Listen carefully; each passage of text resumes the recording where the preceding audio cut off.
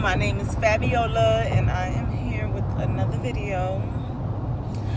Well, as you can tell by the title, how to get started doing traveling CNA assignments.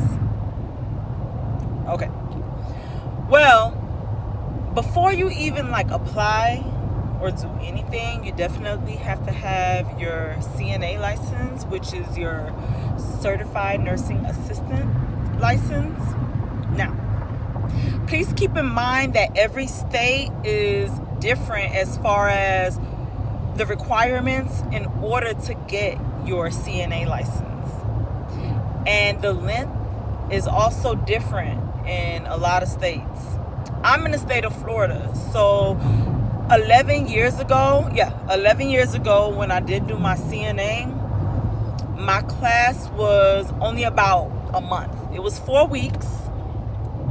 I was going Monday through Friday, I believe 7:30 to 2:30 or 2 o'clock.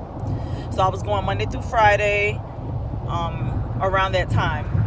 Now, today, I'm not even sure how many hours you would need or whatever for the school I went to. Now, please keep in mind that I'm in the state of Florida, so Florida is different and each school is different. One thing that you really do want to check and to make sure before you spend your money. Oh, sorry, I'm driving and my thing is blocking my camera.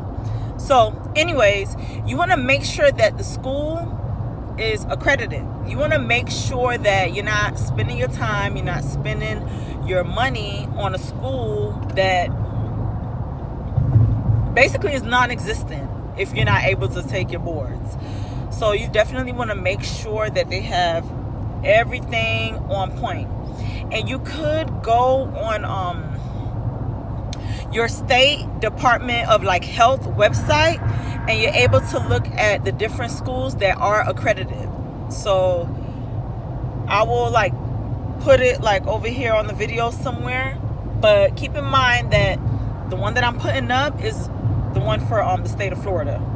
Every state is different, so you can pretty much just Google and just look at your state health board website. So that way you could research the schools and just to make sure that they're accredited, because you don't want to waste your time. So like I said, every state has a different amount of hours. I honestly believe that now that it's more demanding, it's basically just like a RN. It's more demanding, so they pretty much want more. But because of the fact that right now, the COVID is honestly, listen to what I'm saying, the COVID is honestly easier to get into school, you guys. Trust me, because I plan on going back to school. But we'll talk about that in another vlog later on in the future. I definitely don't want to announce nothing right now. I just want to just do what I do, pretty much. But right now, with all of this going on, you're able to, don't quote me on this, but most schools, you are able to do it online. So that's a really good advantage. And as far as the prereqs, because you might have to take an exam in order to start the program, I did not have to take an exam. I honestly just needed my high school diploma, over 18 years old, and I just pretty much showed them my ID just to verify that I'm in the state of Florida, so that way they'll charge me in-state fees. So you guys want to definitely keep that in mind. Another thing that I want to mention is the financial aid and grants and assistance on paying the class, because we're in COVID right now. It's a lot of schools that are having free classes, you guys. I have been doing so much research, and I'm it's amazing, in a good way, that they're offering free classes or discounted classes. But I really feel as if they need to keep this going for like the next few years, because with all of this going on, it's a lot of people that's not working. It's a lot of people that are not able to get a check. They're not able to get a check because of what's going on right now. So I really feel as if they need to continue this, like the governor, they need to continue these free classes, because a lot of people can't afford it. But as of right now, there's a lot of schools that are doing discounted classes as well as free classes. Now, you would have to do your research in your state and the school as well. What I would recommend is ask. There is nothing wrong with asking. Ask the financial aid advisor, hello, my name is so-and-so. What assistance do you have to help me pay my classes? Period. Ask them, because if you don't ask, a lot of times they will not tell you. Honestly, they would not tell you. They might tell you, but 8 times out of 10, they might not even mention it. I mean, it's bad, but it is what it is. It just depends on like the person that you're talking to, pretty much. If they want to be nasty or if they want to be nice and help you out with that. So you want to definitely ask, because when I took my CNA, I don't remember the exact amount, but it was very low because of the fact that I asked about grants, what type of district grants that they have, because a lot of times these schools do have grants available. Yes, they do. They do have grants available, but it might depend on how much you get paid, how many people's in your household, and things like that in order for you to qualify. But I would recommend to set up an appointment and talk to a financial advisor to figure all of that out, like as far as like how much you would have to pay and everything like that.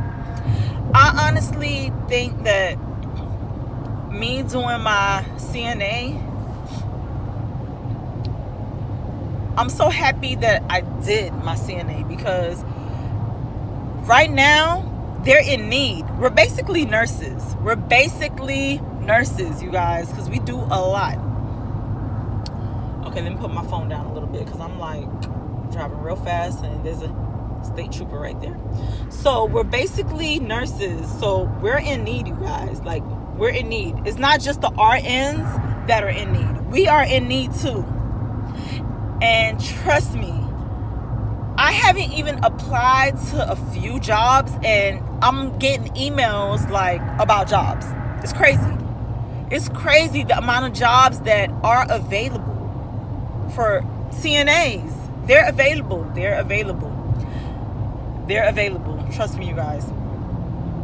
So I'm trying not to be like all over the place with this. I don't have my little notepad, which I kind of wrote everything down because I'm driving, obviously. So you guys want to keep in mind that you have to, 1, check the school out in the area, get all the information that you would need. 2, set up an appointment with a financial advisor. You guys have to definitely take advantage of what's going on right now, because we don't know what to expect in the next year or 2 years. Honestly, next year, honestly, and this is my opinion, I really feel as if it's not going to get 100% better, but it might get a little better, if you know what I mean. So the third thing that I want to mention to you guys, third thing I want to mention is, so once you take the class, once you signed up, you'll get a acceptance letter, of course. So that's the third thing. You'll get your acceptance letter, and boom, you're ready to start your classes. Now, the next thing, once you start your classes, you just make sure you just focus on your grades, focus on your attendance, because a lot of times when the classes are a short amount of time, your attendance is very, very, very crucial.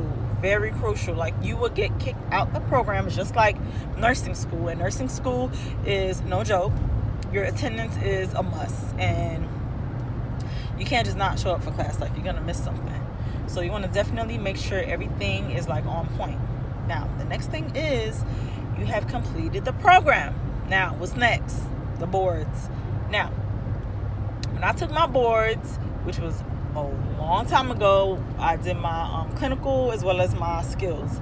I honestly did not pass my skills like the first time or whatever, so I definitely had to retake it again, and I did pass it. So I'm gonna be honest with you guys. Definitely focus on your skills and your clinical practice. Make sure you're ready. There's a lot of YouTube videos that are able to help you with your exam, and I really think I should record like a video with like the boards with the CNA. I'm definitely gonna do that. I'm not sure when, but I will do that, so that way it could help you guys out. So you take your boards.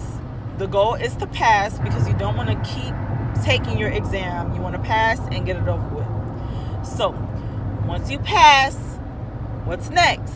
Trying to find a job. Now, in the beginning, you might not find a job that you want. The pay might be extremely low, but right now, because of what's going on, they're honestly paying a little bit more in the entrance level for the CNA. I gotta put my phone down because I don't know what's going on with all these polices. So, yes. What is that? Wow. But anyways, so they will pay like decent or whatever. And once again, it all depends on where you apply and what's the starting rate pretty much for that job. So as far as like agency work, and I do get a lot of questions about the agency work and like how many years experience, how many months experience you would need. Now, for most agencies, they want at least 6 months experience. So unfortunately, you can't just get your CNA and start with an agency. Don't quote me. If you're lucky to find one, that's amazing. But a lot of the agencies that I'm under, you need at least 6 months of hospital, or they might even ask you for nursing home experience. I was able to have both experience. Yes, I did work at a nursing home for literally 6 months, and that was it.